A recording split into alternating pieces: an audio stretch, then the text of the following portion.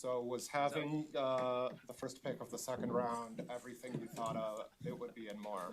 I don't know if I'd wish this one every year. It was a bit of a stressful night. Now it's fun to taking all those offers. I think it's part of the job, and it's one of the few times you're sort of the center of at least the NBA trade world. So a lot of offers. Obviously, we chose to take the pick. We made it kind of some other moves that we'll not talk about here, but just the flexibility I think helped us out tonight. In all seriousness, was that is there any situation that you've been while you've been here that you could compare to just sort of the transactional attention being on you, around the league? We had a pretty busy trade deadline. Yeah. No, I think it was probably easiest with the picks. As one of the other GMs told me, he said, Bobby, the good thing is that there's no emotions attached to draft picks. So I think those conversations today are a little easier to have when it's a bunch of draft picks as opposed to players and whatnot. A lot of things you did or may do in the next 48 hours, you got a lot of different picks. Did you have to go into this process, look who to fill, guards, shooters, bigs, that kind of variety of things?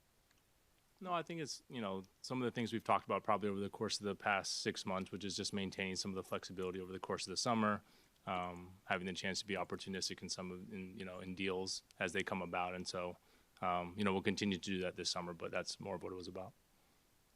You mentioned not very emotional. It looked like Scotty was kind of emotional when you made that pick.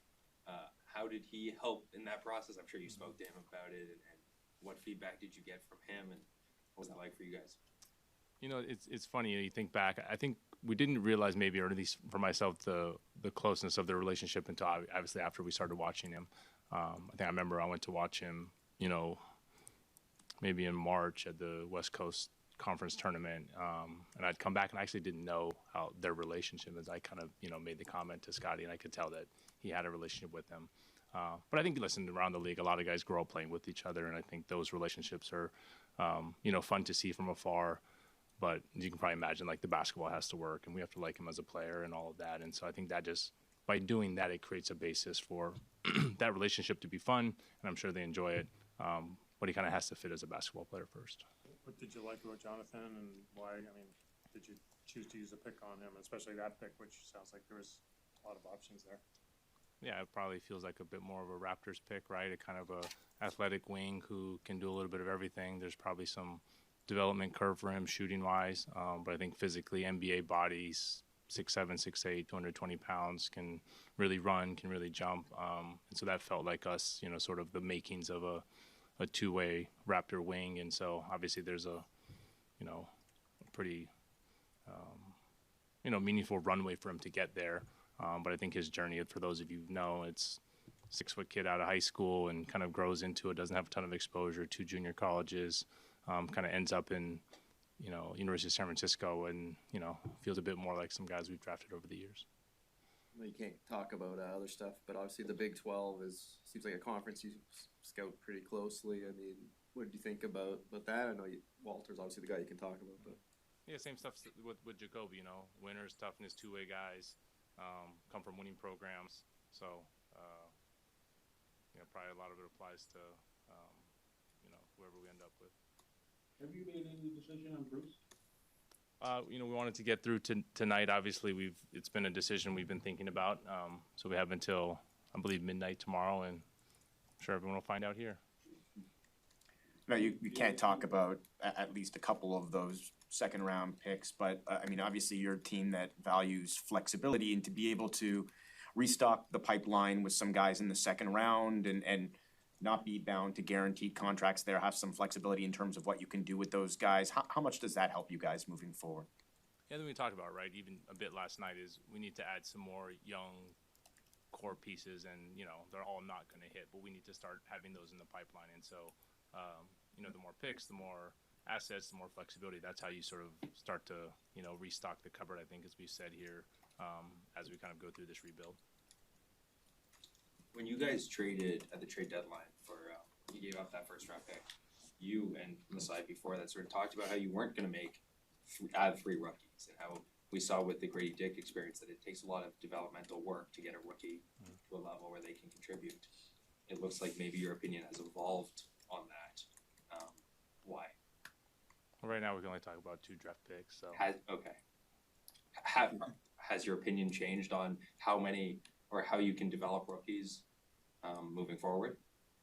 no, I think it was just like I said, sort of being opportunistic in the trade market, and will continue to be. It's just hard to talk about it, but you get it. When it comes to Darko, sort of what's his involvement been like in the draft process, and sort of how do you expect him to develop with or help develop the new guys? Yeah, he's been good. Obviously, our second one with Darko. So, you know, if you ask me when I go into a coach's meeting room, is probably a bit how he feels in ours. You know, you're talking about different things. You're talking about long-term roster building. Coaches are obviously, you know, I think wired to think about, you know, the team in front of them and how they're going to manage that best. So it's been great. You know, he has relationships from, you know, throughout the league, so he's helpful for us with intel. Obviously, style of play is, you know, we've changed the style of play over the you know, compared to prior years. So understanding what he, you know, for example, looking at what he wants for bigs, right? So if you look at Yak and Kelly and style of play, so it's been a really good, easy, you know, process with him.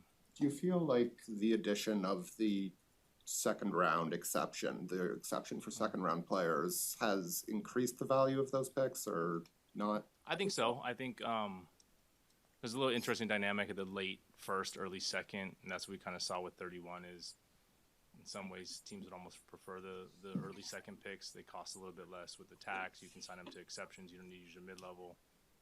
It's probably pretty, where's Blake at? It's probably 2 CBA minutia for this group. But, yeah. Wow. Wow. Maybe, I don't know. No, it's fine. It is still, Dougie's on my side, yeah. It's fine. We'll get Blake next time to show up. You mentioned Mogbo's kind of unique journey, like the growth spurt and everything. I mean, how far back, like how did you guys first start tracking and become aware, like how long? Oh, I don't know. I would talk to our scouts. Obviously, I started watching him this year, but I think at Missouri State or wherever he was in the 2 JUCOs, you know, there's a little bit of Boucher parallels, double JUCO, kind of, you know, different places. We met with him here and kind of got his story. But yeah, I think when he kind of grew into his body, you kind of see him. He was a guard turning into a big, and so you see kind of the ball handling and the passing ability. He can get out in transition. So that's kind of, you know, can he continue on that path? Based on the picks, and I guess pending transactions in the future, but is there a certain style of play that you're looking to shape and hone in on for this summer off season? No, I think with Dark, I won't touch too much in his world, but kind of the 0.5 offense, get out, you know, make, you know, quick decisions. I think one thing we realized when we, you know, made the deals this deadline is we probably need a few more wing athletes, defender, versatile, and so that's probably what you see with Mogbo and a little bit with Jacoby too, and so it's maybe a nod back to, you know, some of the things we've traded. Bobby, have you made any progress with Gary on his, you know, whatever might be happening with him heading into free agency? Yeah, similar to Bruce, I think we wanted to get through today, and, you know, it's not necessarily positional because I think, you know, maybe to Aaron's point, like rookies, they have to have realistic expectations of how they're going to come in and contribute. But yeah, no, we'll get to work on that. Obviously, we've thought about it. We kind of know the amount of money we have, flexibility, all that, but that's the big task at hand, those 2 guys.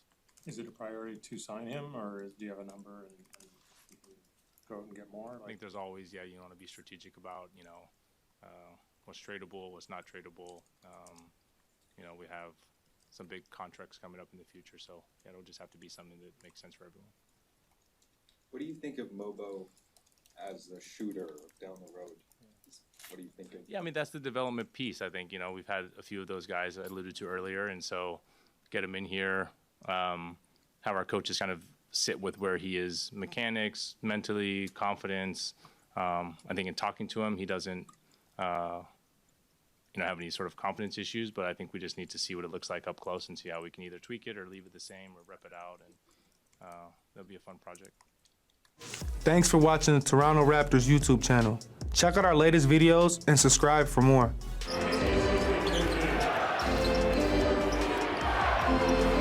Trent answers back. Gary, sidestep. 3.